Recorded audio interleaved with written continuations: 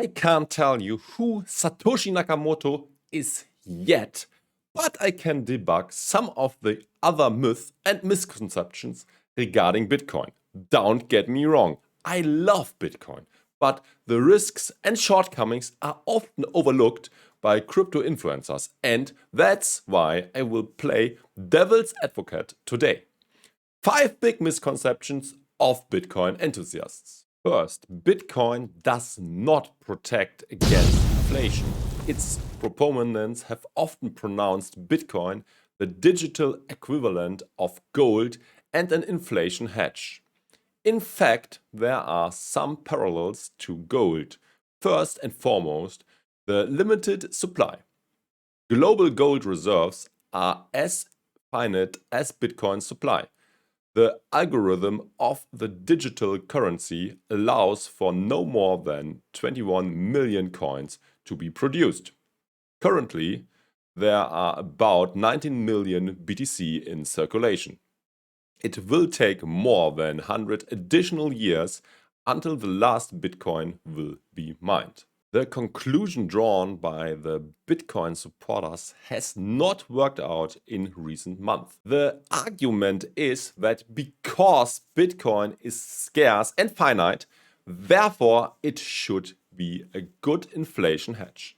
One thing that is ignored though is that just because something is scarce, it does not automatically make it valuable. This is only one of many conditions that must be met. In 2022, the cryptocurrency should have unfolded its proposed property of inflation protection, as the inflation rate was above 10% in many months. However, the strictest supply limits are of no use if there is no demand. With rising interest rates and many global crises, the price of Bitcoin plummeted and investors fled to supposed safer investments. Since the beginning of the year, Bitcoin has fallen by 65% and has further exacerbated the loss of purchasing power for investors. Bitcoin does not offer protection against inflation. Second, decentralization is wishful thinking. One can measure decentralization in several ways. First, what about the distribution of wealth? A small fraction of all Bitcoin wallets hold almost all coins, even taking into account that many of the whale addresses are exchanges like Binance and Coinbase and therefore have multiple owners, and that some of the richest Bitcoin addresses are probably inaccessible and therefore the Bitcoin they contain are lost. The concentration of ownership still is insanely high. 0.4% of the addresses hold 82.6% of all coins in circulation. The top 2% of wallets held more than 90% of all Bitcoin. Development also is less decentral than you wish for. New York Digital Investment Group, a Bitcoin-focused investment firm, published a report in September from the software development perspective. The report, titled Developers of Bitcoin, found that there are only 40 to 60 active developers. The broader ecosystem, developers working on Bitcoin-related applications, follows a similar pattern. But, of course, with higher numbers. New York Digital estimates the number of monthly active developers, software engineers working on Bitcoin-related applications, and the broader ecosystem to be anywhere from 600 to 1,000. Decentralization at a validator or miner level can also be called into doubt. This is because a few mining pools dominate the space. The top 3 mining pools have more than 50% of mining power. This means that it only requires 3 parties to collude in order to attack the network. Bitcoin miner or hash power are also not distributed evenly across the globe. There is also a big concentration by countries, with the USA having the biggest share. Another thing that can be criticized in terms of decentralization is that central players had and still have a big influence on the Bitcoin price. The demise of Mt. Gox has dragged Bitcoin into a crisis. The FTX debacle has caused the Bitcoin price to plummet. Should Binance run into turbulences, then God help us. Third, Bitcoin is not a means of payment.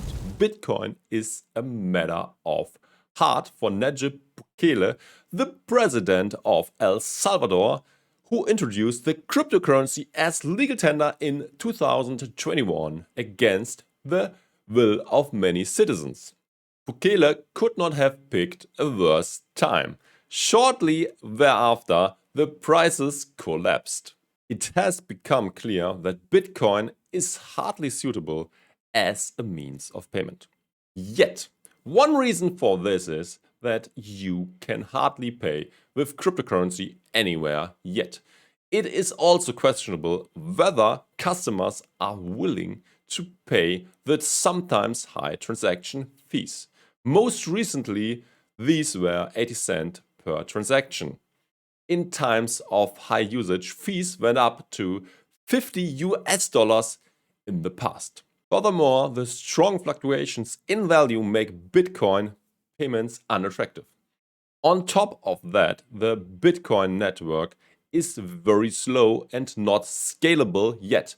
The network can only process 7 TPS or transactions per second at the moment. This is obviously not sufficient to make it a global payment network. For comparison, the Visa network can process tens of thousands of transactions per second, showing again that Bitcoin cannot be used as money. There is also another problem with Bitcoin transactions. The block time on BTC network is 10 minutes, meaning that it takes several minutes on average for a transaction to be confirmed. Given that a sufficient fee has added, if the network is clogged, this time can go up a lot if users do not pay an exorbitant fee. The slow block time is bad because people will have to wait until they get at least one confirmation, as unconfirmed transactions can still be overwritten in a so-called double spend. In such a case, the shop owner would be screwed, as the transaction will fail eventually if the buyer spends the coins elsewhere in the meantime, when the transaction has not confirmed yet. This is done by making a second transaction shortly after using the balance with a higher fee attached. Miners will prioritize the second transaction because of the higher fee earned. But there is light at the end of the tunnel. The Lightning Network, also referred to as Lightning or LN, is a scalability solution built on top of Bitcoin that allows users to quickly send and receive BTC with tiny fees. Lightning is considered to be an off-chain layer 2 solution, meaning that transfers are done via a new network of payment channels anchored in Bitcoin's blockchain. Keep in mind, though, that this technology is still in its infancy and the capacity as of today isn't as big as it needs to be to serve as a global payment network. But it keeps growing and the technology also is advancing. Fourth, Bitcoin is not a store of value. True, if you were an early adopter, you are probably up thousands of percent, even given the recent crash. But an asset as volatile as Bitcoin obviously is not a great store of value.